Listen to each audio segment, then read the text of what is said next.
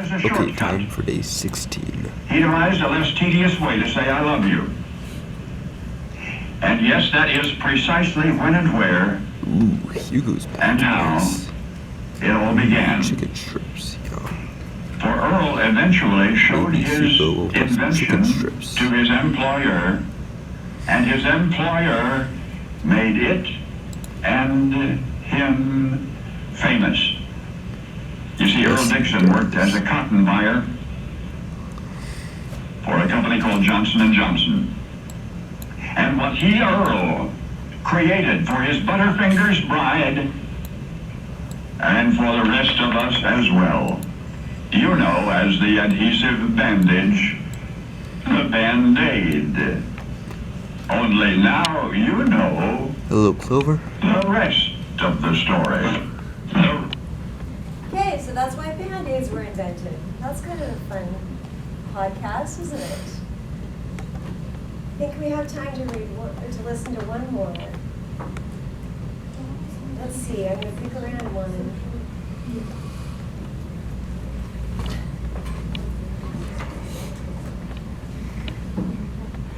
Okay. This is about somebody that you might know something about, or maybe not. Let's see. Rest of the story. Back to the miners. Back to the miners? George could hardly believe it. But there was J.J. Lennon, the owner of the Boston Red Sox, telling George he was being sent back down to the minor leagues. The young man searched his mind for reasons. For a pitcher, he was not a bad hitter, right at 200 most of the time. Of course, the inexperienced hurlers helped keep his average up. And to be honest with himself, his own pitching had weakened. A far cry from his pitching debut in the majors, a shutout six-hitter. But there was another problem. His Boston teammates, George was too cocky, they thought. They resented such demands as daily batting practice for a rookie, and for a pitcher at that. So, J.J. Lennon stroked his black mustache thoughtfully and told George he was off the team. He would be sent to the Boston farm team, the Providence Grays. Well, George knew all about the Grays. The clam diggers is what the fans called them. A good place to get lost for a professional baseball player. Lennon tried to console George. He said, "You're a fine young pitcher." He told him, "You'll be all right." And yet, if the Red Sox owner had had such confidence in George, why didn't he keep him? And why, after George went to play for the Grays, why was he permitted to pitch only 10 innings in 6 weeks of games? Well, that's what George wanted to know, and he was never to find out. The Grays were in the so-called International League. They played in Canada sometimes.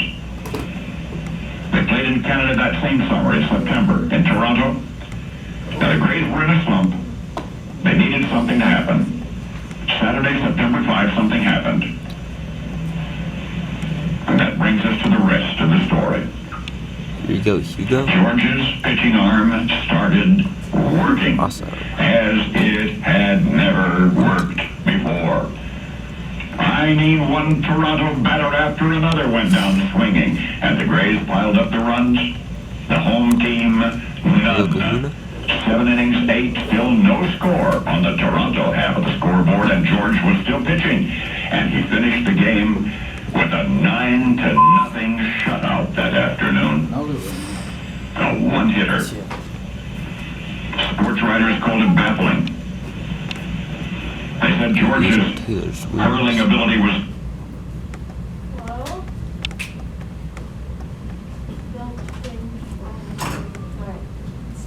dazzling. But they all missed the significance of something that happened in the 6th inning. That was when Toronto pitcher Ellis Johnson was on the mound.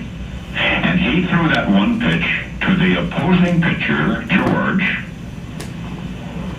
He threw to George while George was at the plate, and George sent that ball all the way out of the park.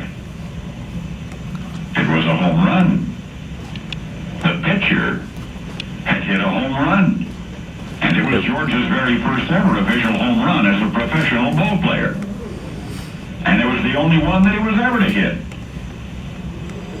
in the minor leagues.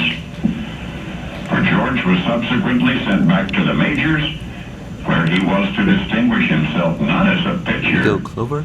but is one of the most spectacular hitters Nice. of all time. Sports historians like to recall that George hit his first home run on foreign soil. But now you know that the crack of a bat that should have been heard round the world was Here you go, not, Taylor. because it was drowned out by the cheers for a young pitcher Nice. named George Herman Ruth. That's right, Babe Ruth. Hello, And Claire. now you know the rest of the story. Hello. I know you know the rest of the story. You too, Boomer. Okay, so see, you can make your podcast catchy and interesting.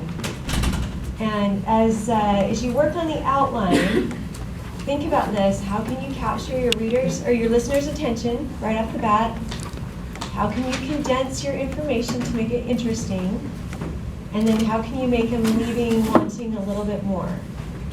So that's it for today. Don't leave till the bell rings, but you can get packed up and ready to go. And have a great day.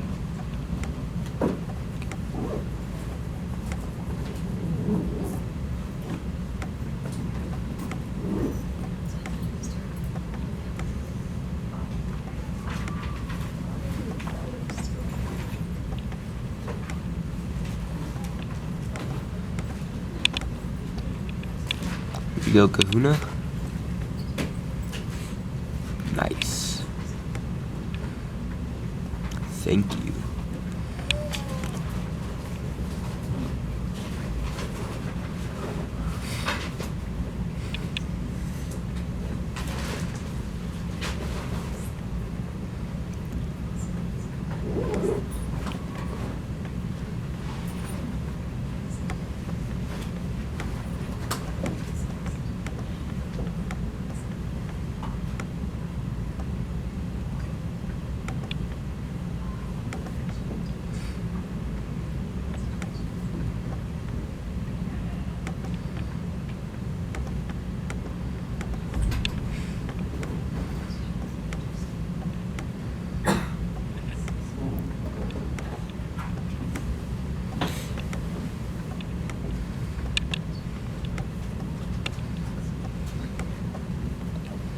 Want this, okay. Here we go, Boomer.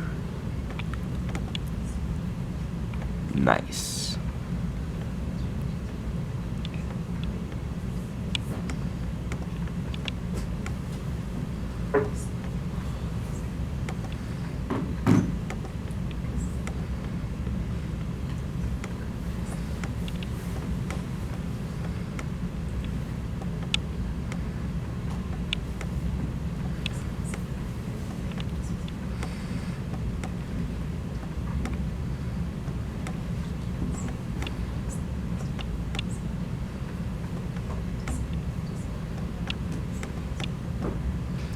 And here's your food, Claire. Nice. Thank you.